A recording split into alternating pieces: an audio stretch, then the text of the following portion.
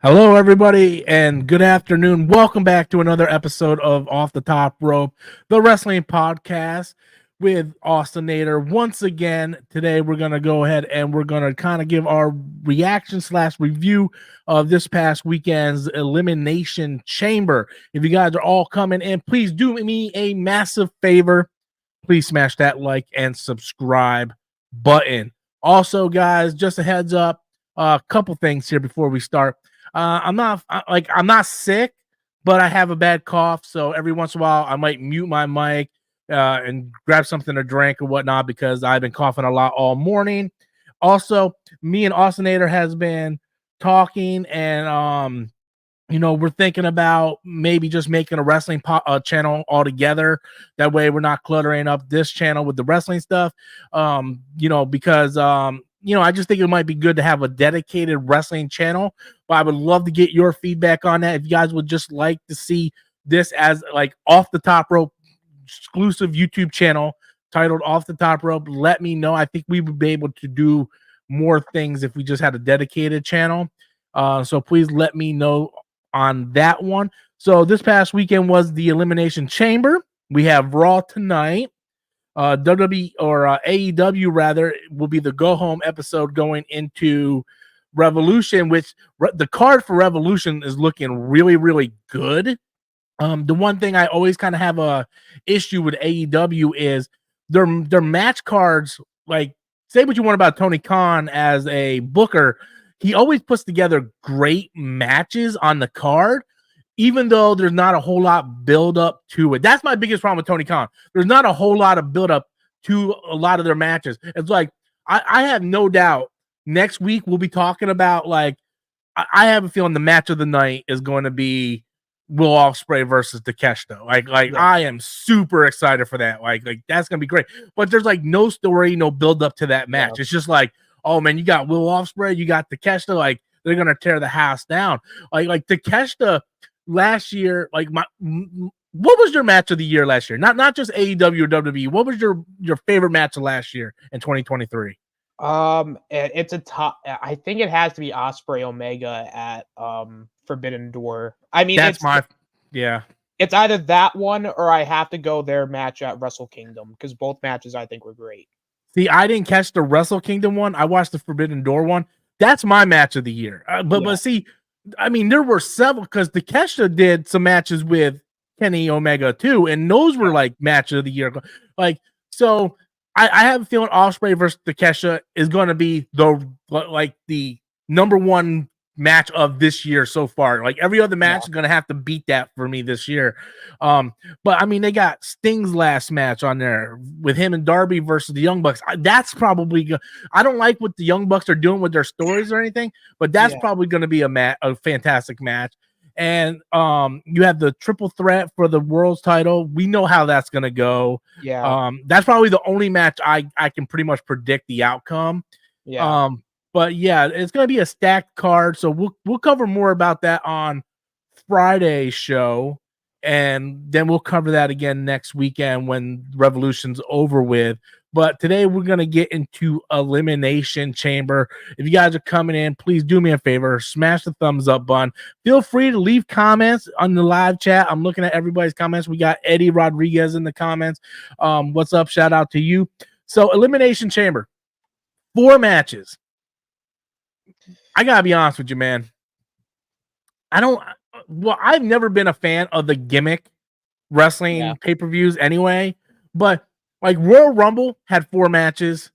Elimination Chamber had 4 matches. It's just these like I remember back when Royal Rumble used to have like several matches, but now since they have the female Royal Rumble and the female Elimination Chamber, it takes more time because those matches, I mean, the Royal Rumble is like 90 minutes long, right? Yeah. Then you have 2 of them, so it takes super long. Same thing with Elimination Chamber. It's like very lengthy match, so I don't like I don't like the idea that people are paying and you're only getting 4 matches, right? And I'm not talking about the pre-show or anything like that, right?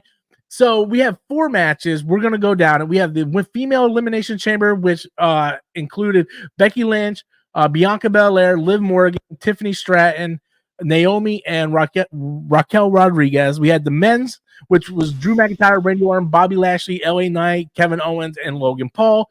The women's world champion, which was the main event, Rhea Ripley versus Nia Jax. And then this match confused the hell out of me. The undisputed tag team champions, Judgment Day versus British Strong Style. And it says there was a women's tag match, but I assume that was on the pre-card because that wasn't, the Kabuki Warriors versus, that was, I'm not even going to cover that. I didn't see that match. I just watched the main card. So we're going to go in order of the matches. I believe the first match up was the female elimination chamber match. Austinator, take it away. Give me your thoughts on this match. Well, it was the best match on of the entire show, to be honest. I agree with you on that one. I think the biggest issue with this match, well, actually, no. The match itself I thought was solid from top to bottom. It started very, very slow. It was very sluggish in the opening start of the match with Becky and Naomi. But once Tiffany Stratton got in, that's when the match started to slowly pick up. And I think I posted this on Twitter too, is that this match was a star-making performance for Tiffany Stratton as she just came up. She did very well with the time she was given. She had a lot of great spots. And having Tiffany eliminate Naomi could maybe set up a WrestleMania program with them, or maybe just setting up something with them down the line and giving Tiffany Stratton a little push. And I think the overall booking of the match was fine. You had the typical, high spots where people are jumping off the pods and, there. I think comparing this to the men's chamber match, I give the women this. They at least used the chamber for the most part. Like, they actually were very creative with it. Now, the men's one, that's a different story, but I thought the pacing was a lot better. But the biggest problem with this match is it was just very predictable. Like, you knew Becky Lynch was going to win this match because they've been setting up Rhea Ripley and Becky Lynch for the last couple months. So even if the final two was Liv and Becky, you just knew that Becky was going to win. It kind of takes the heat out of this match, and it took the heat out of a lot of these matches for me, where because you knew they were going to win. And don't get me wrong, the matches themselves were fine, but it's very hard to be really enthusiastic and enjoy the matches when it's like, oh, you know who's gonna win. Yeah. That was my problem with the entire pay-per-view. For the most part, was not that the matches were weak, because I thought one match was very sloppy, and that was the main event. But that's not Rhea Ripley's fault. No. I thought the matches were solid. My problem was every match was so predictable. And when you go into something knowing, right, we already know wrestling is predetermined, right? We know it's set up. We know it's not real. They're not going out there to really try to kill themselves. But at the same time, you need to be able to hold on a second. You'll cover me for a second. Yeah. I believe there was one spot in particular. I'm trying to remember. Tiffany, again, going back to Tiffany Stratton, she got a great response. And I think there was one point where she had two women up on her shoulders, which I'm like, oh, that's pretty neat. And then they had some cool, and then Bianca's whole spot with Raquel and her lifting her up for the KOD. I was like, oh, okay, that you got a big pop. And, Liv Morgan, of course, is getting great reactions, which, then her losing let the Liv stands, they're all like, oh, they're raising up the pitchforks and the little flames going, oh, Liv should have won. And I'm like, yes. So what I was trying to say real quick before I kind of got interrupted over here was that we know everything's predetermined. We know, they're not really trying to kill each other, whatnot. But as a fan, we know it's predetermined. But at the same time, you have to give us something that we're not going to predict. It's worse when we know it's predetermined, yet you pretty much do what everybody already kind of thought you were going to do. And that's the bad part, because it becomes boring. It becomes, well, I just wasted 4 hours of my time. And some people are like, well, you didn't waste 4 hours of your time because you got to see some good matches. Well, can you imagine going to a movie and you already know the ending? Yeah. was like the acting is good, the music is good, but someone told you the ending an hour ago, and it kind of like you're going to see The Sixth Sense or going to see Split or going to see one of these movies with a twist ending, and someone told you the ending while you're waiting in line for popcorn. It takes away from your experience. Yeah. That's the way I feel like. Especially in Triple H, like I like Triple H's booking. I think he's telling stories very, very good. But one thing with Vince, and I don't like Vince, I hate Vince, but sometimes he would throw curveballs that you didn't see expected. I felt like Triple H, he has a clear idea of what he wants, and he's setting it up that way. But what's happening by doing so, it makes it very, very predictable. It's like, look, we all knew Drew was going to win that match. They've been setting it up for months. There's a reason why he lost twice to Seth Rollins, and the way he lost, the second time he lost because he was so amped up that he accidentally put Seth Rollins' leg on the rope. Right? It just, that's storytelling. Right? Like it's like, oh, you almost had it, but no, you gotta be calm. Right? He's setting this stuff up. Same thing. You brought the Becky Lynch thing, right? Like they've been setting that up, forever. So the thing is, it's just very predictable, and that takes it away. That takes away a lot, Like you need to do that. It's bad enough you only have 4 matches. When you can predict all 4 matches, what's the fun in that? And I will say, I thought the women's elimination chamber match was fantastic. I think the MVP of that match is Tiffany Stratton. Like I already kind of liked her going in, I'm like, hey man, she's kind of hot, I kind of like her, but like seeing the stuff she made everybody look bad. Everybody, like she was so good, right? I was like, man, I guarantee you next year's WrestleMania, she's gonna be in the women's main event of next year's WrestleMania. That's how good she is.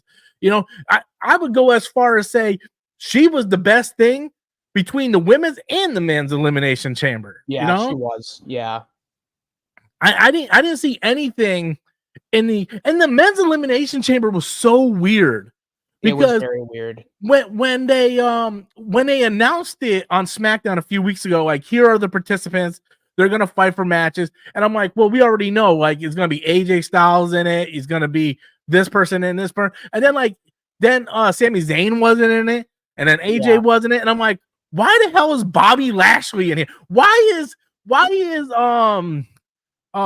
Logan Paul in there? It doesn't like it was so weird. So you have AJ Styles fly all the way to Australia just to do a 5-second run in and hit who do you hit? LA Knight with a chair. You could establish that storyline by just having AJ Styles in the match. Yeah.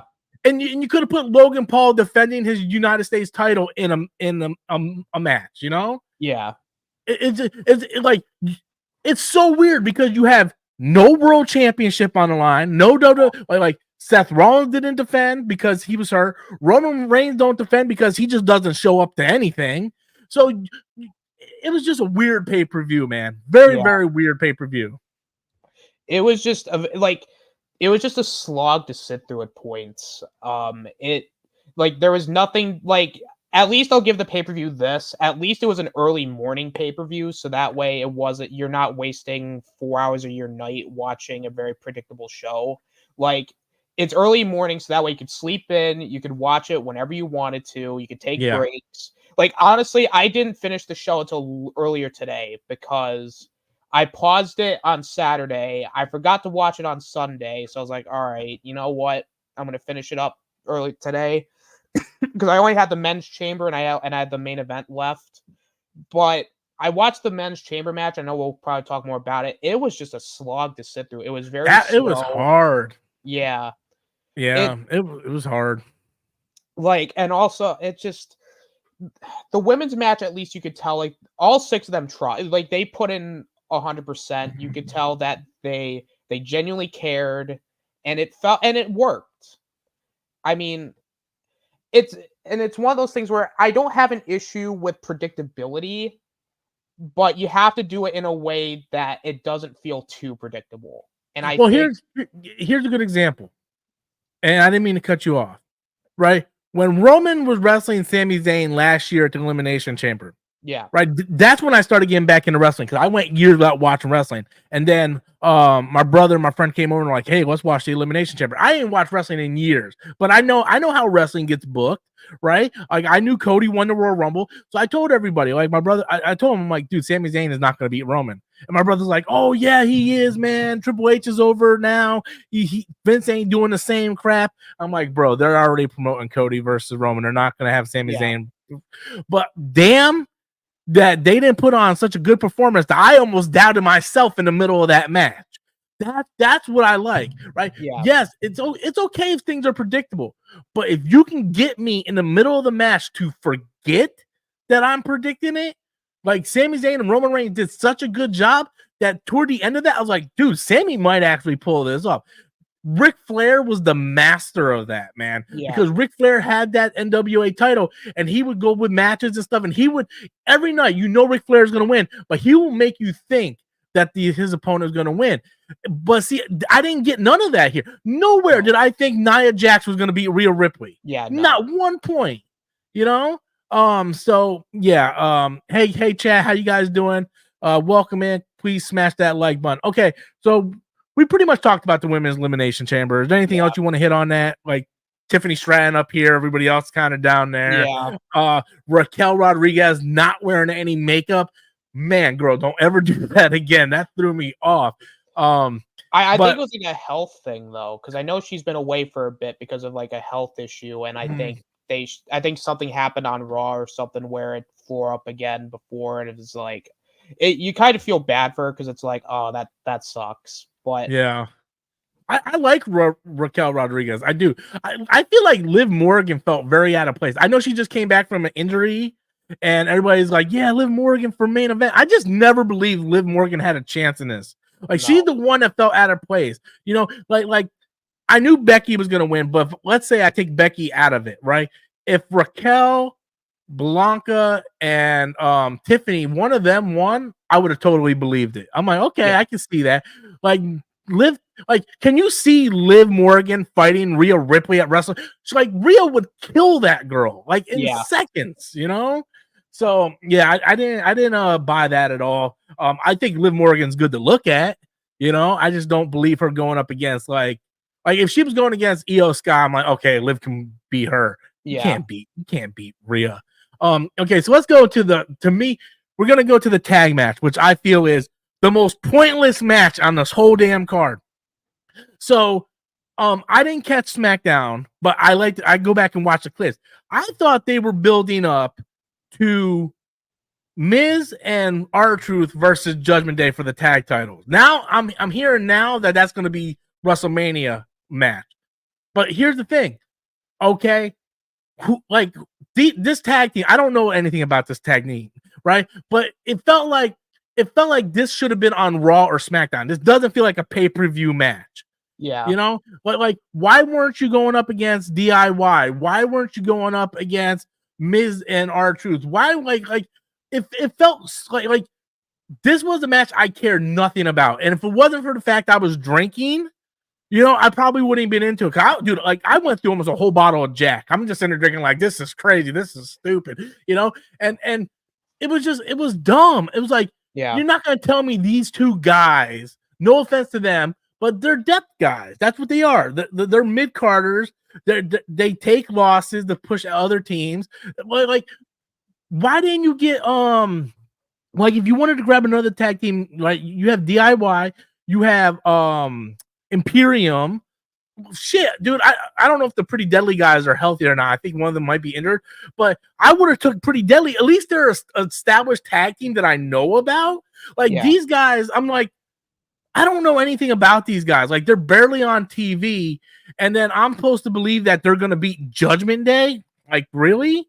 Like, I didn't like it, man. Your thoughts? So I'm gonna counteract that a little bit. Yeah, sure. I know of British Strong Style due to their run in NXT when Triple H was running it. Pete Dunne and Tyler Bate, I do like. They had a great match at NXT TakeOver Chicago. Again, same problem. We all knew Judgment Day was going to win here, so I'm just like, I was at least thinking, okay, are they going to at least give us a decent match here? Which it was. It was a decent match. The one thing that I will take away from it is Dominic once again getting booed out by an international crowd. I mean, that guy's a heat magnet. No matter where he goes, he gets booed. A lot of people would kill for that, but it was just an okay tag match. It did all the beats of they work on the baby faces for a while. They get the hot tag.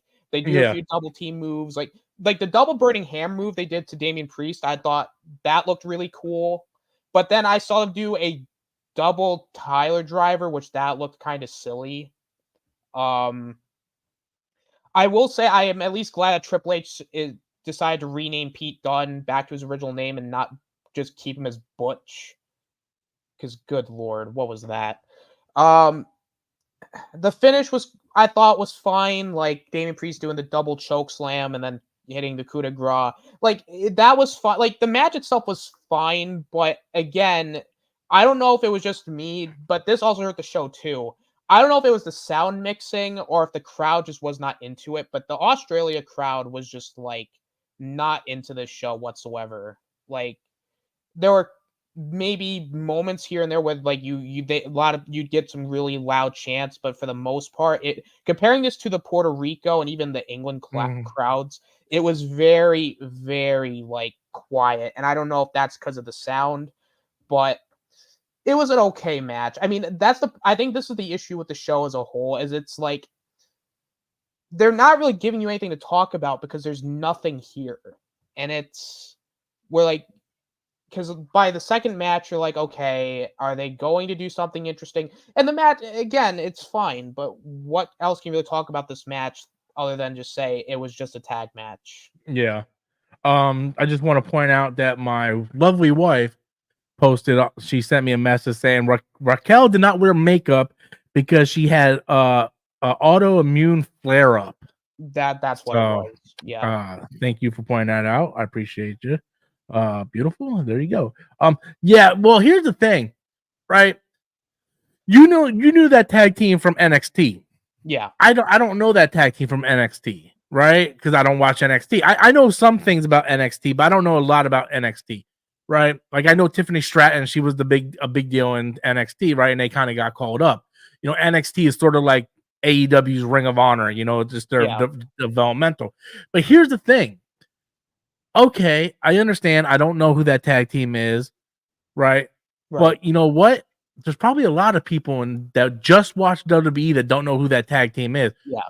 You had a month from Royal Rumble to Elimination Chamber to build that tag team up and get the audience to actually believe that they are a defending challenger or a well enough deserved challenger to go up against the defending champions. You know, that's what you need to do with storytelling, right? Yeah. Where on Raw, you know, you have R-Truth and Miz constantly teaming up. You have DIY, right? Like you have all these other tag teams on Raw, you know, showing up and whatnot. And then I get to the pay-per-view and it's like, oh, these two guys, I don't know who these two guys are. Someone like you do, you know, someone that watches NXT might, but you know, on Raw and SmackDown, if they have been pushing them, they haven't been pushing them well enough for me to know who they are. Yeah. Right? Like why did they get a tag team title shot? That's something that they need to explain, right? Even when I'm watching it, I didn't like normally they do like a video package, like recapping before the pay-per-view or before the match. They didn't really do a video package on why these guys got title shots or not. It felt like, yeah, well, we don't have Roman, we don't have you know, Seth. So we're just gonna go ahead and put together this tag match. Who are they gonna defend against? Oh, we'll just throw these two tags in there because we want to save R-Truth and Miz for Mania. You know, it just felt like it felt like a no offense, it felt like a Tony Khan slapped together match. Yeah. Whereas at least with Tony Khan, when he slaps together a match, usually those matches are still phenomenal, right? Like he throws together like you know, sometimes he throws like Chris Jericho versus Will Ospreay for some reason. It was still a fantastic match, even though it was just thrown together for shits and giggles.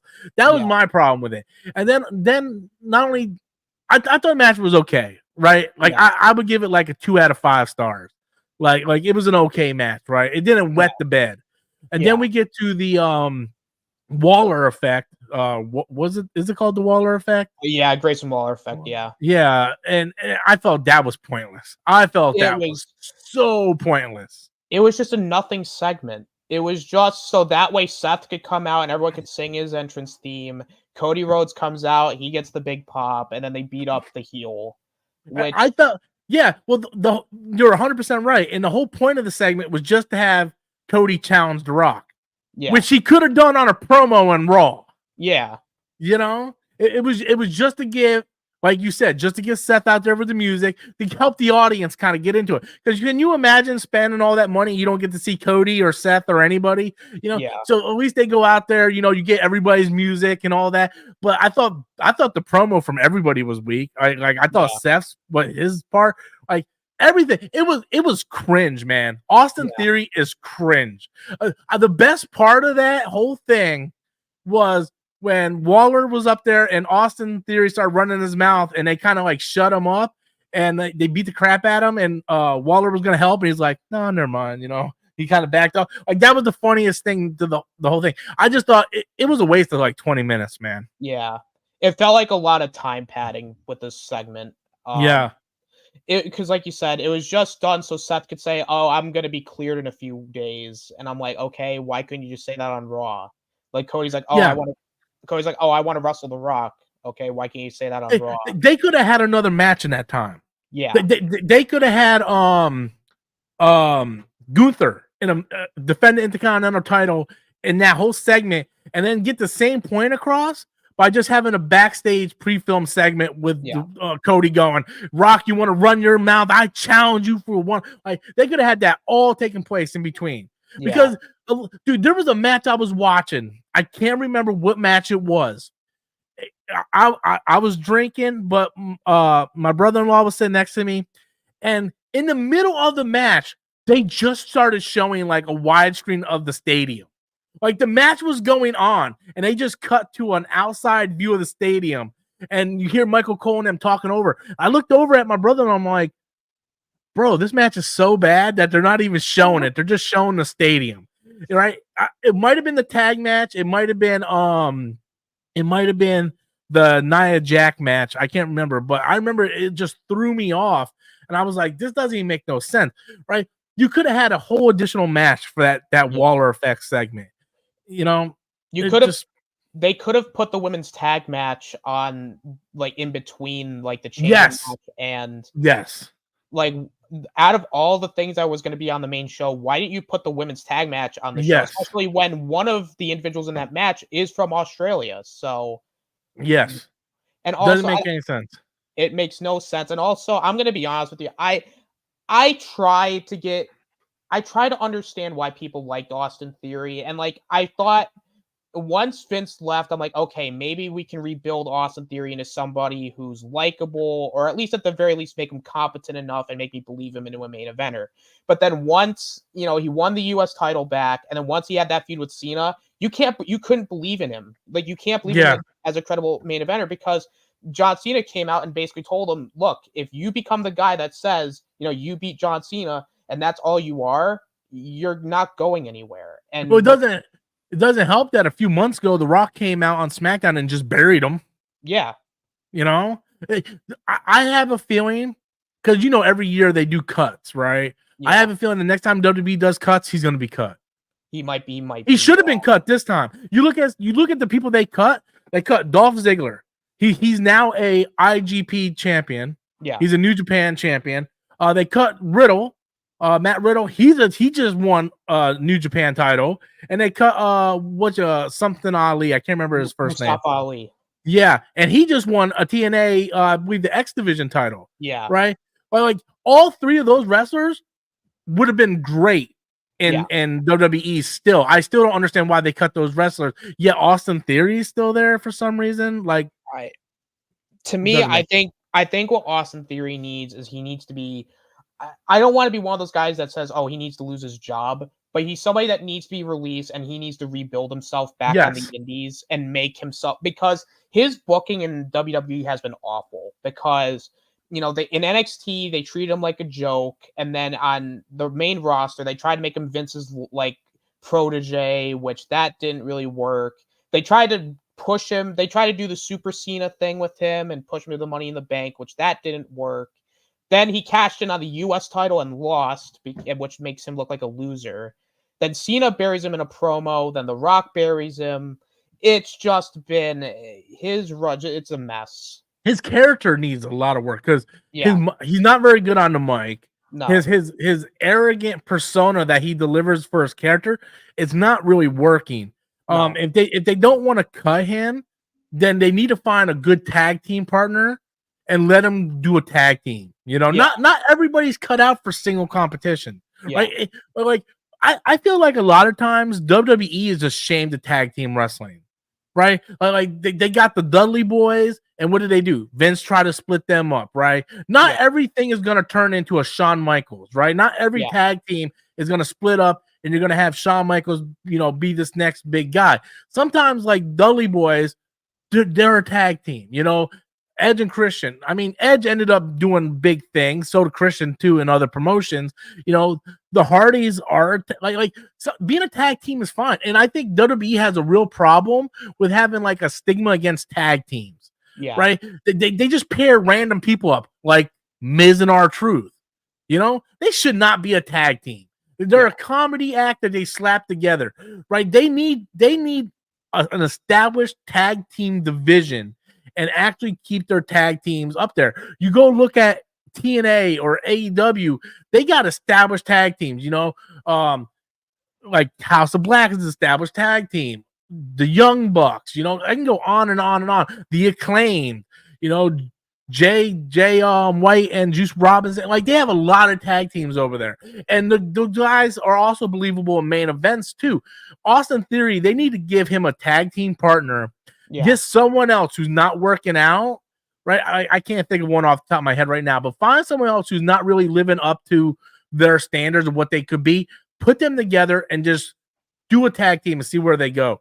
Because I feel like the tag team titles don't mean shit in WWE. Yeah, they don't. I feel like Damian Priest should be a main eventer. Yeah. I feel like Austin or Finn Balor should be main eventers, right? Like I think both of those guys should be main eventers or at least going for single competition, whether it be the Intercontinental title or the United States title. And then they kind of just slap them together, like, oh, their Judgment Day. Like Dom. Dom would make a great tag team, right? Yeah. Like put Dom and JD together. That's your tag team for Judgment Day. Yeah. Right? Because Dom, he's good, but he's not a main event level right now. He is your tag team division within Judgment Day, him and JD, because I don't believe any of them as main eventers.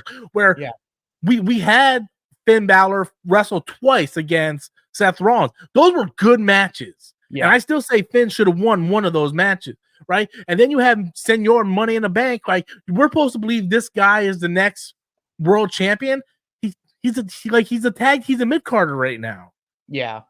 And that's the biggest problem. Like, I feel like there's a stigma against tag team wrestling over there. You have like what do they call it? The Viking Raiders, I think. Dude, that's so stupid. That feels like 80s, early 90s gimmick stuff. Yeah. You need to establish a good tag team. Go out there and recruit one if you need to recruit a good tag team, man. There's a lot of them out there.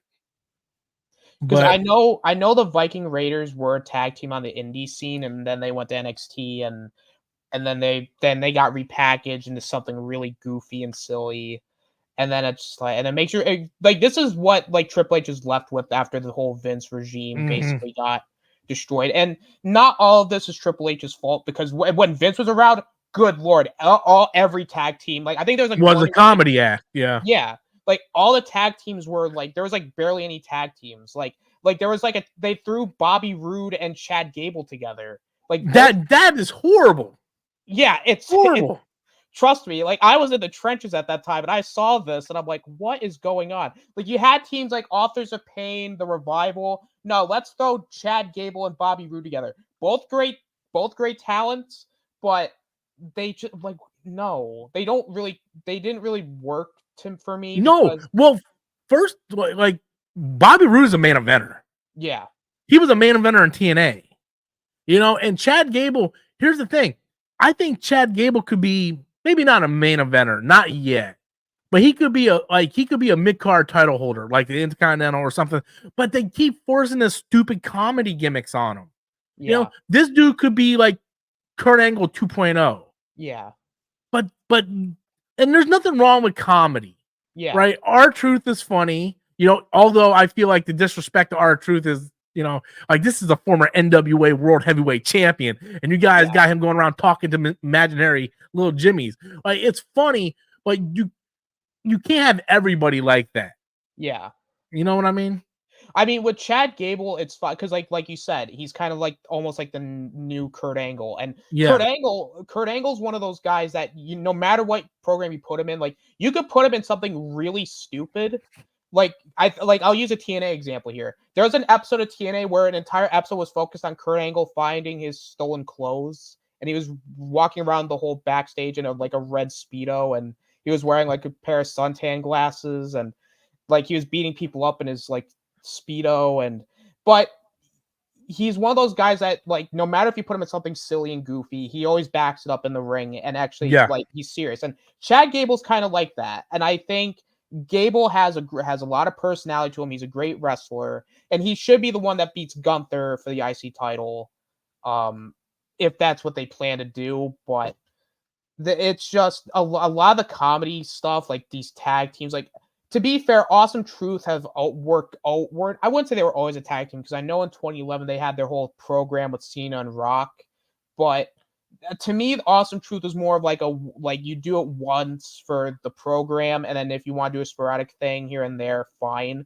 But there needs to be more focus on established tag teams. Like it's a WWE problem, but it was worse a long time ago. I think there was like another one where they put Bobby Roode and Dolph Ziggler together, which again, it's like, why? Like, it feels so forced. Like then, like they had tag teams, but then they split them up because they're like, we don't want them. Yeah. In Dolph Ziggler, they dropped the ball with Dolph. I mean, I always felt like Dolph should have been the next Shawn Michaels. Yeah. He was that good, and I just felt like the machine behind him. But WWE, like, always had problems with their tag team, except for the early 2000s. Yeah. When they had Dudley's, Hardy's, and Edge and Christian, they were like that tag team division was firing on all cylinders, right? Yeah. But I feel like Vince never really took it serious, and I feel like Triple H really don't take it serious as well. Because, like, even if you look at the female tag division, it feels very random, right? Yeah. Like why isn't it okay? They established oh my god, I can't remember their name now. The one that's a UFC fighter is Blazer or Shayna Baszler, yeah, her and the other one. Oh my god, oh man, I forget her name. The one she's friends with right now. Oh, Zoe Stark. Yeah, Zoe Stark. Like they established them as a tag team, right? Yeah. Why aren't they going for the tag team titles? I guess maybe they're saving for WrestleMania. See, this is the problem when you go from Royal Rumble to WrestleMania and you have a pay-per-view in the middle. You're saving all your shit for WrestleMania. So then Elimination Chamber is almost like a skip over pay-per-view. Yeah. Other than the Elimination Chamber matches themselves, they're saving all the good stuff for the pay for WrestleMania. But the women's tag division also feels very, very glossed over, where they don't have established tag teams.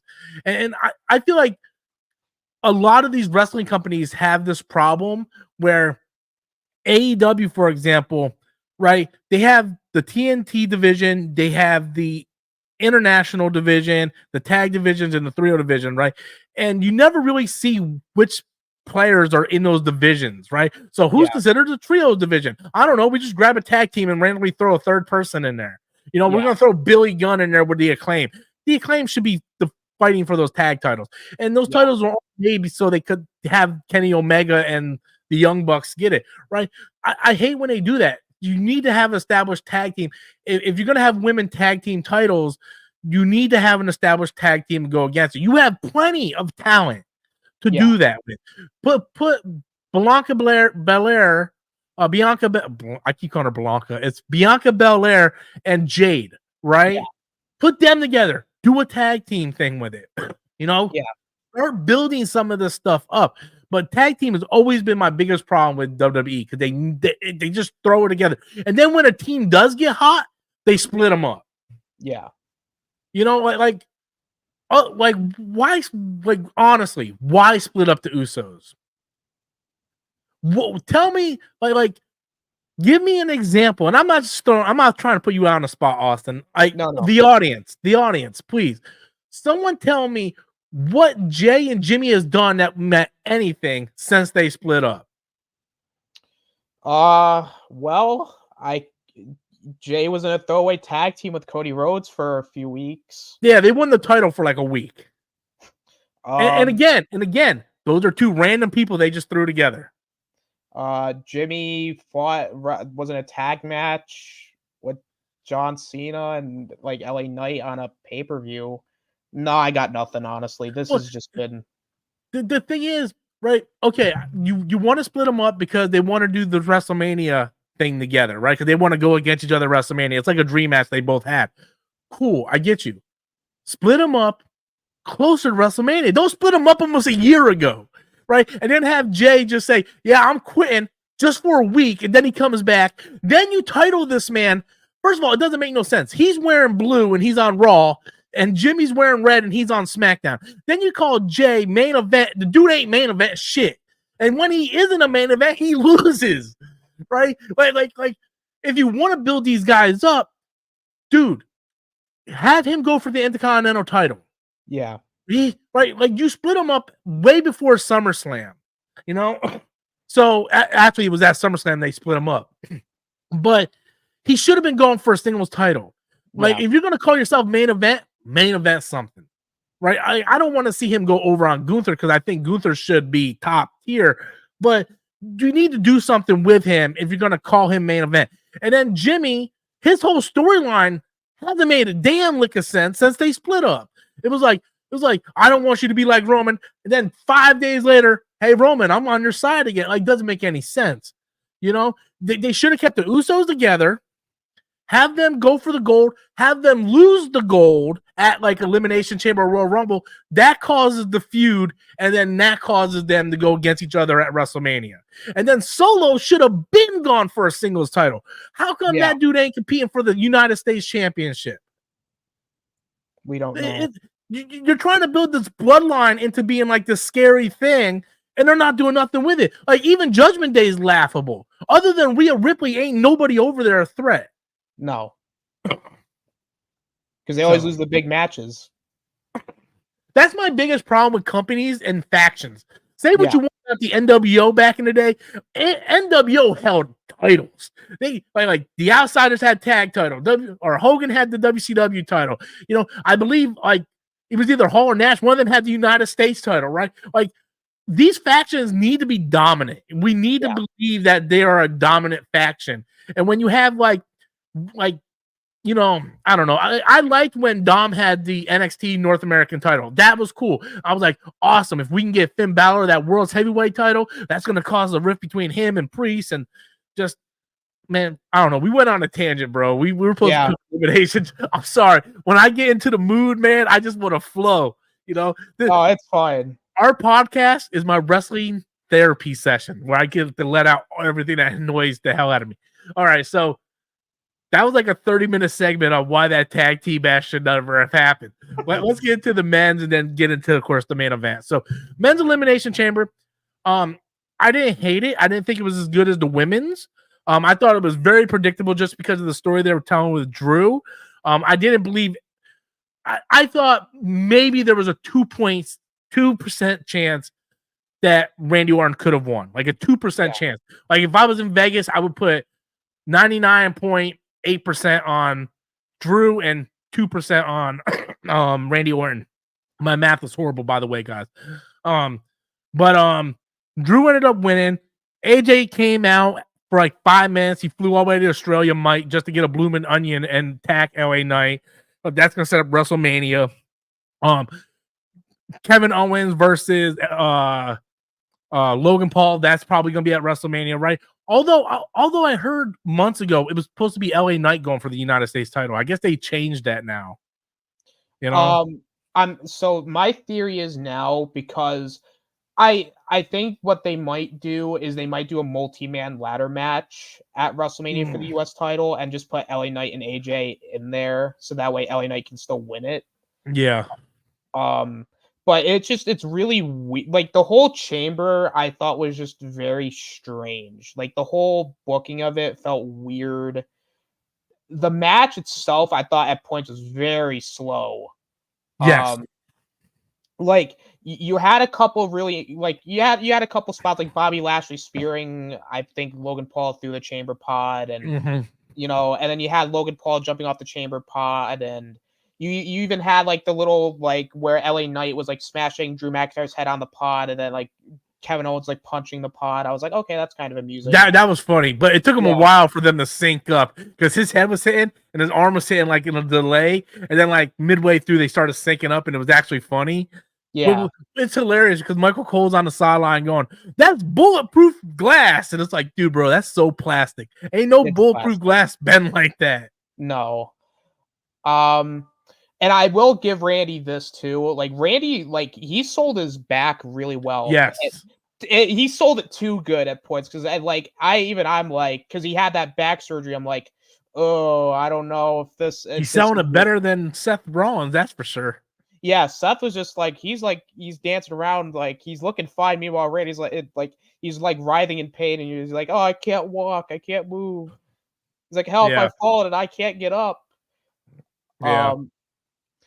Like Drew, I thought Drew's performance was fine. Like none of them did a bad job. It was just kind of one of those like it was just there.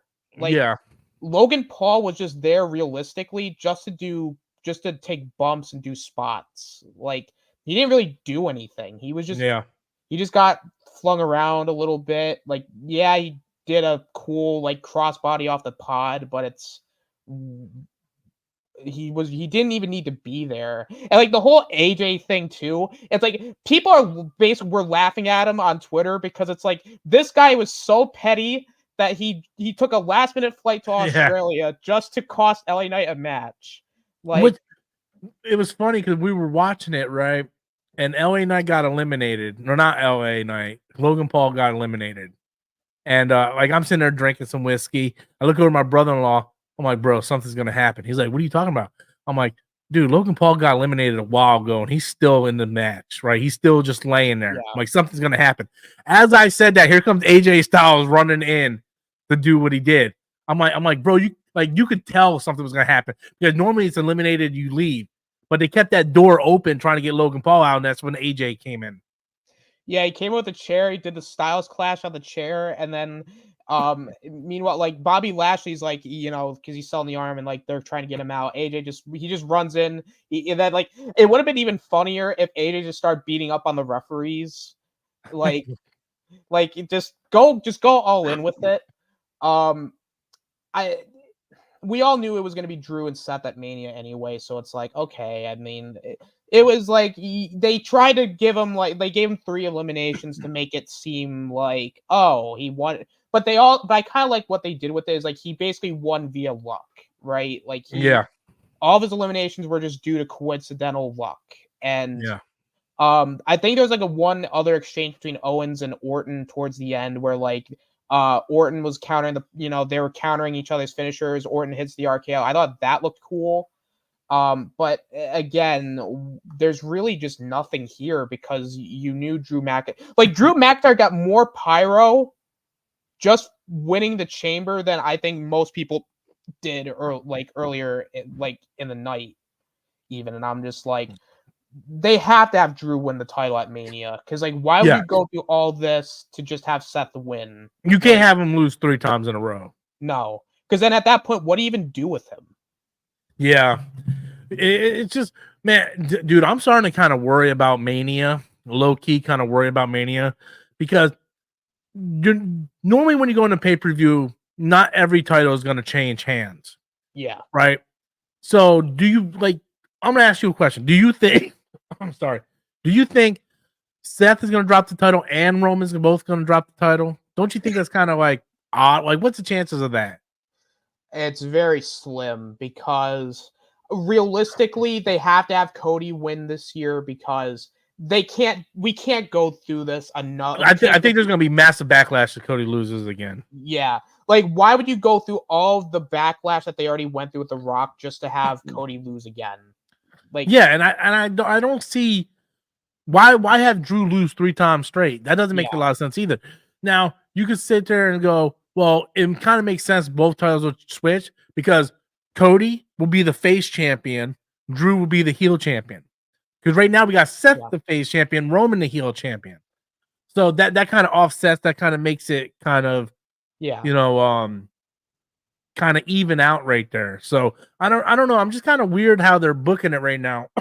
You're gonna have both these guys, and I mean Seth, he needs to take some time off anyway. Yeah. So I don't know, man. Just Mania is just kind of.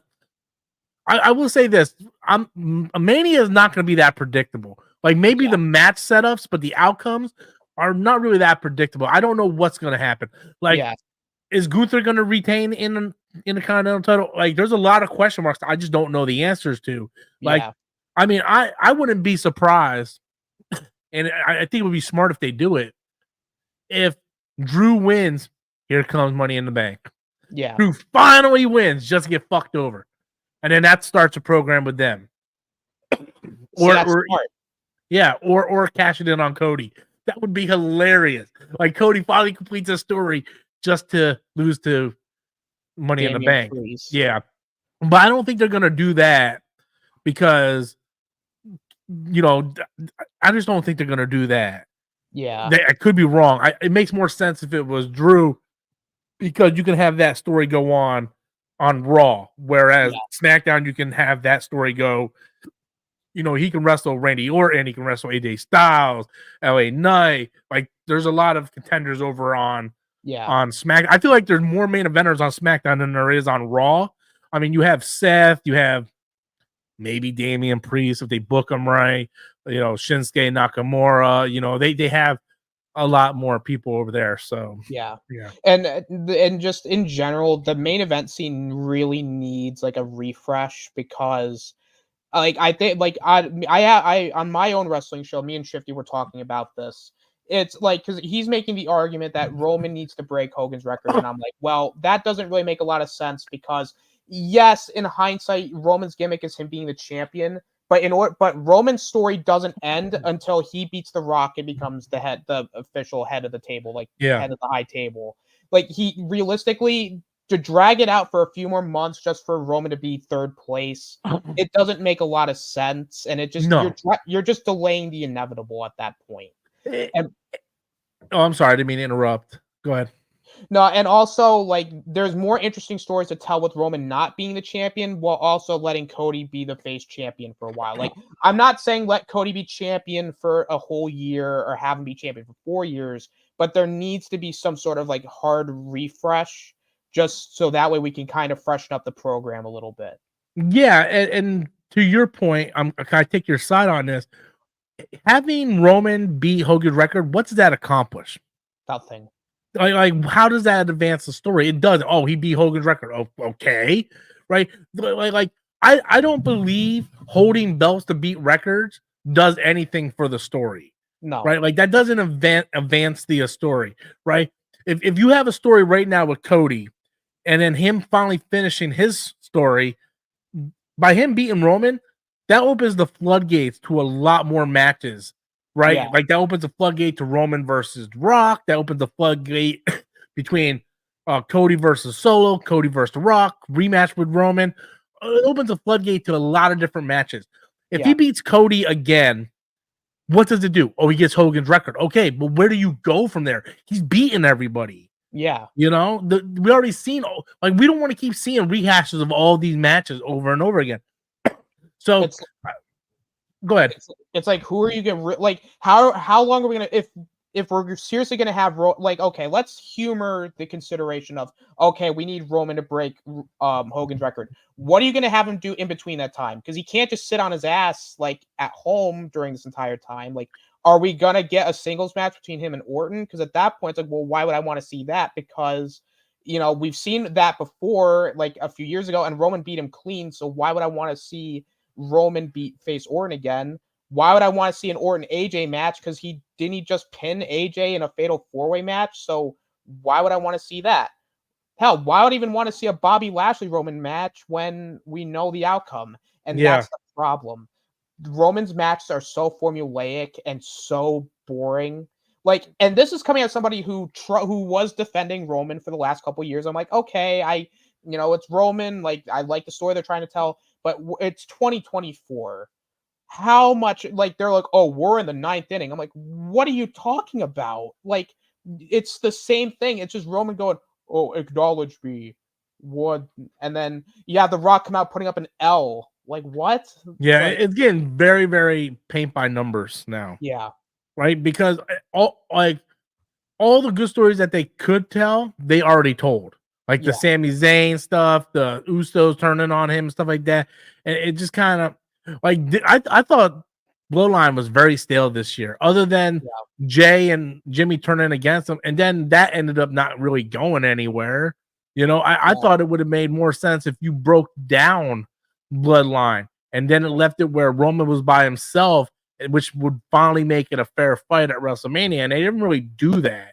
Like you thought they were doing that, and they kind of swerved a little bit. But anyway, I mean, we'll see how things play out as we lead up to WrestleMania. So let's get into the main event for Elimination Chamber, and then we're gonna go ahead and wrap it up. If you guys are coming in, please do me a massive favor. Smash that thumbs up button, guys. Please hit that like button. It helps out a lot with the algorithm and all that stuff. So Rhea Ripley defends her women's world heavyweight title against Nia Jax. And I did not care about this match. I thought it was a very sloppy match. No, don't get me wrong. I love Rhea Ripley. Like, love Rhea Ripley. I felt bad for her because I felt like she carried this match. I felt like Nia's always been very sloppy. I don't like it. Has nothing to do with her being a big girl. Look, I'm a fat guy, right? Awesome Kong was a very big woman. Awesome Kong put on amazing matches with Gail Kim. I feel like Nia Jax is just sloppy, right? Like when Rhea went to go do the head scissors like Hurricanrana, that move it kind of messed up the Nia Jax didn't follow through with it. And then there were like the whole table spot where she does the Samoa slam, and then she gets on the chair, and I'm like, bro, that chair is gonna break. No, get on the barricade or do something. And it was like a very small little jump, and that was it. And then when she went to go do her finishing move on the rope, like she didn't even hold the rope, bro. She landed right on Rhea's chest. Like she could have done some serious injury to that. But yeah, just not I'm not a big fan of Nia Jax.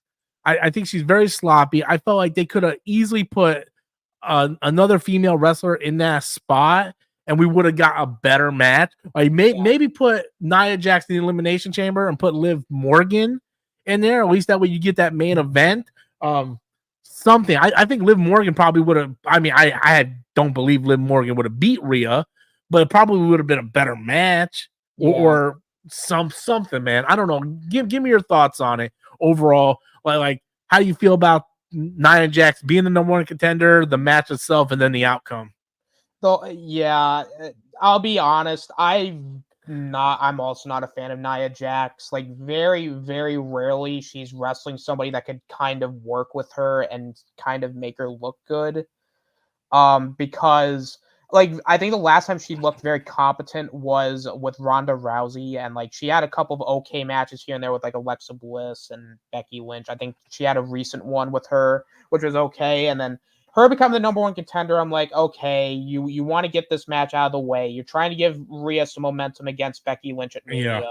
And plus, it's Australia. She's going to get a big pop anyway. So realistically, she's going to be the baby face of the match. So you need to have a heel. Okay, fine, Nia Jax, whatever. The match itself, I mean, it wasn't the worst match I've ever seen. I think there's way worse. Off the top of my head, I would say it's better than whatever a couple years ago where they had Damian Priest and The Miz fight a lumberjack match where the lumberjacks were zombies and no disrespect to Bray Wyatt, but his match with Seth Rollins at Hell in a Cell a couple years ago, that was bad.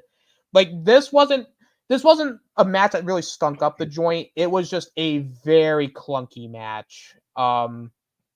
like once I saw that head scissors spot where Yes. Nia Jax didn't sell, I'm like, oh no, like, And and that was also, pretty early on in the match too. yeah, and also there was a point where like she was rubbing her ass in Rhea's face, and I'm just like cringing. I'm just like, oh god. And you gotta respect Australia because when she missed, I think she missed a leg drop or something, and they all chanted "my hole" at her because there was a meme where she screamed "my hole" at one point. So they all, chanted "my hole" at her, which I thought that was pretty goofy. And there were also like I also used the phrase a move repetition because there was a lot of points where they would be redoing the same spots over and over again, and I'm just rolling my eyes, going, okay, like now it's like they're stretching the match out now because I'm like this match, like a lot of the problems with the matches of the show overall, they just dragged on way too long than what they needed to be. I thought the finish was fine, like the superplex into the Riptide. I thought that looked cool. I'm glad Rhea Ripley got her moment in front of her, family and like her people in Australia.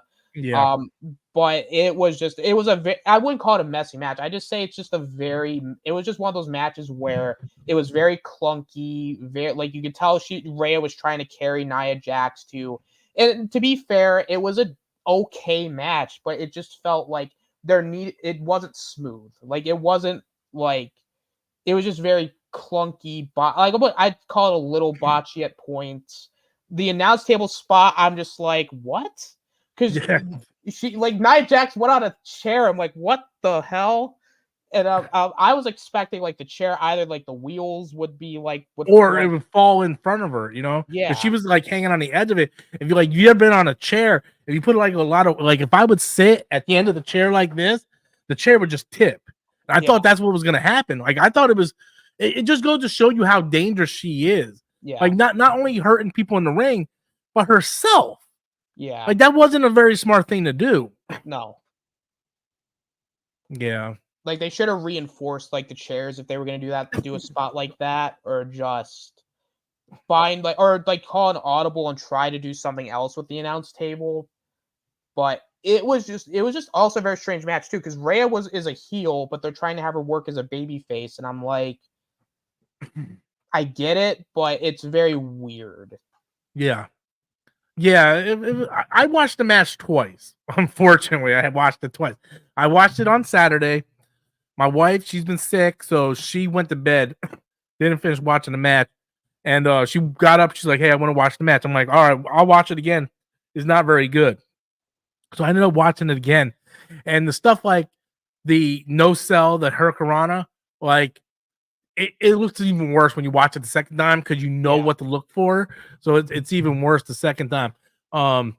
But yeah, it wasn't Rhea's fault. I think if there was someone, if Nia was going against someone less prepared, it probably would have looked worse. I think Rhea did a good enough job to salvage it, and Rhea did a good job trying to make Nia look good. You yeah, know, when Nia was doing like the Boston Crab and stuff, like Rhea really sold a lot of that stuff. So she did her job to try to like push Nia to make it look as believable as possible. yeah.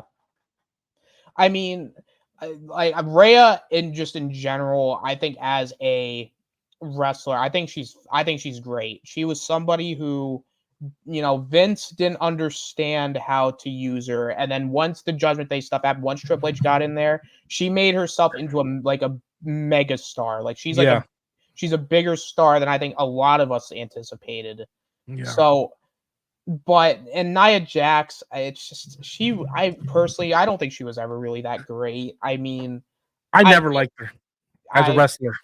I understand the novelty of, oh, she's a big woman, like she looks like, oh, she could kill you, Like a but threat. Like yeah, she's like Awesome Kong. Like, oh, she's a threat. yeah, Yeah, I get that, but they need to send her back to like NXT or developmental. She needs to learn fundamentals yeah, because I think she's trying to do light girl wrestling as a big girl. yeah, Does that make sense? Like she's yeah, trying to do what like a smaller female wrestler would do, and she's not. You have to wrestle like a big girl yeah, because you are a big girl. It's just like you wouldn't see. I'm trying to think of like you wouldn't see Rikishi pulling off something a cruiserweight would do. Yeah. You know, if you're a big girl, wrestle big girl wrestling. You know, that's the reason why, like, Undertaker would be like, I don't like wrestling against big guys because he's a big guy wrestling against another big guy. It just feels bad. You know, Yeah. I think Kevin Nash even had that same problem. You know, so a lot of big guys are really stiff. Like you look at the Great Khali, you know, he's really stiff and whatnot. Like Nia Jax needs to wrestle a big girl style. And Yeah. I think she could put a good match on with Rhea, but it's so hard because there's not a lot of big girls like Nia out there. So No. who's gonna really train her how to wrestle a bigger style, right? She needs to be more powerhouse, you know, like her punches need to feel more force, her kicks, not just like rubbing her ass in her face and stuff like that. You know, you need to wrestle a bigger, like maybe she needs to go back and look at some of the big men styles and kind of like forge that into her style. But yeah, like even her matches with Becky Lynch weren't all that great. I felt like Becky had to carry her through those matches. Yeah. Yeah. So all right, I want to get your rating from 1 to 5 stars, your rating on the pay-per-view. I'll give my rating and then we'll go ahead and close out the show. See, my rating is kind of weird because I'll be fair here and say, look, I went into this show knowing it was going to be very predictable. I knew, like, I have a running gag on the Hangout where, like, when it came to the Super Bowl, I had a bunch of cue cards that, like, you know, had the script on there. Yeah. Like that's basically like this. I had a bunch of cue cards and I knew what the results were going to be. The matches were fine. There was nothing really bad about it. It was just kind of just a mess show. You wouldn't really miss anything if you didn't see it because it'll probably addressed on Raw or Yeah. a later show. So I give it maybe roughly, like it's close. I'd say it's like a 2.5 out of 5 for me. That's what I was going to give it as well. It's just, it was fine. Because none of the matches were like awful. Like it wasn't like I watched Bailey and Alexa Bliss on a kendo and a stick on a pole match. It was just okay.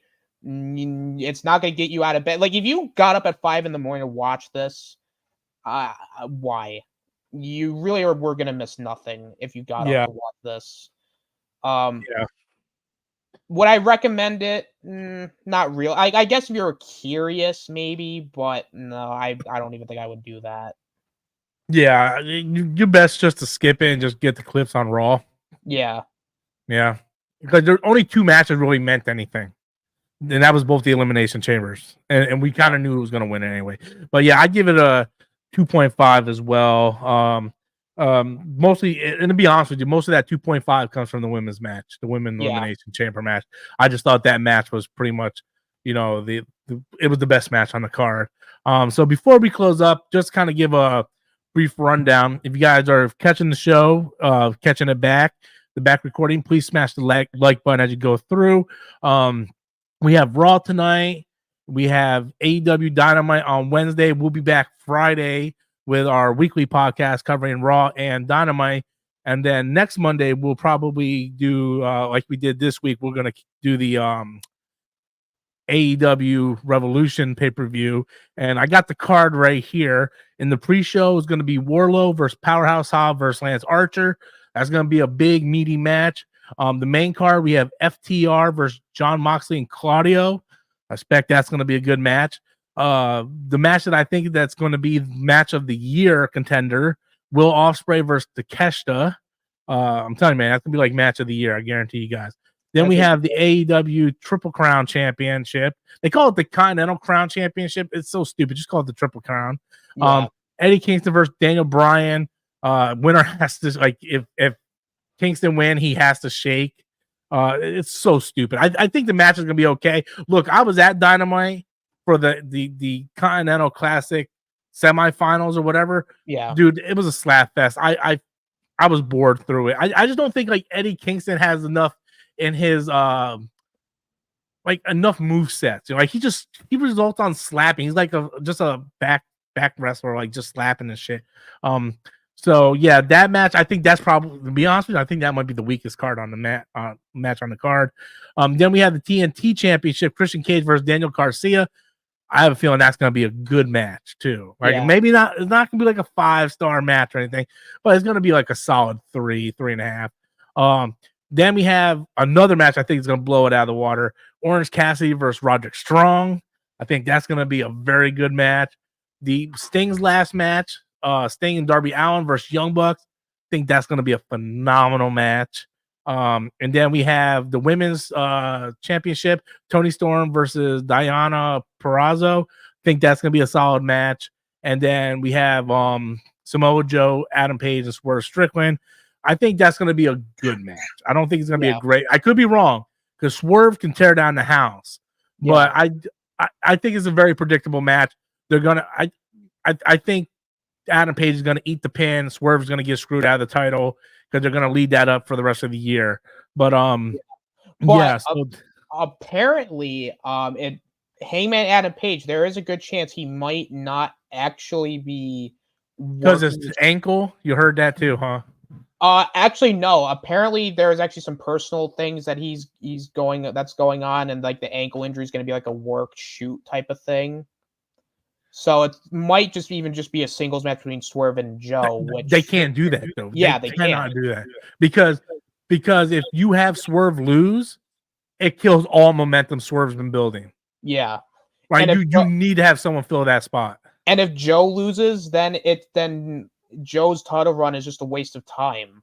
So, yeah, he was just a title holder between MJF and Swerve. Yeah. So yeah. I would call an audible at that point and just have Wardlow take the place of because that would make sense. Because he just gave that promo. Yeah. You like have Tony Khan be like, hey guys, Adam Page ain't gonna make it, so we're just gonna have Swerve versus Samoa Joe, and then just have Wardlow interrupt. It's like, no, I'm tired of being bullshitted around by this company. I want my time. And then look, you're gonna do one thing you're gonna fuck Wardlow over by doing that because he's gonna be the one that eats the pin. So it's gonna kill any moment. It's sort of a lose-lose situation. Yeah. But you cannot kill Swerve's momentum. You can't, because you spent the past half a year building this guy up with his feud with Adam Page. You want to make him the next. I hope Tony Khan's smart enough to know he's the next champion. You can't have him eat pins. So either you have some kind of, I don't know. You could have Swerve eat the pin if Undisputed gets involved.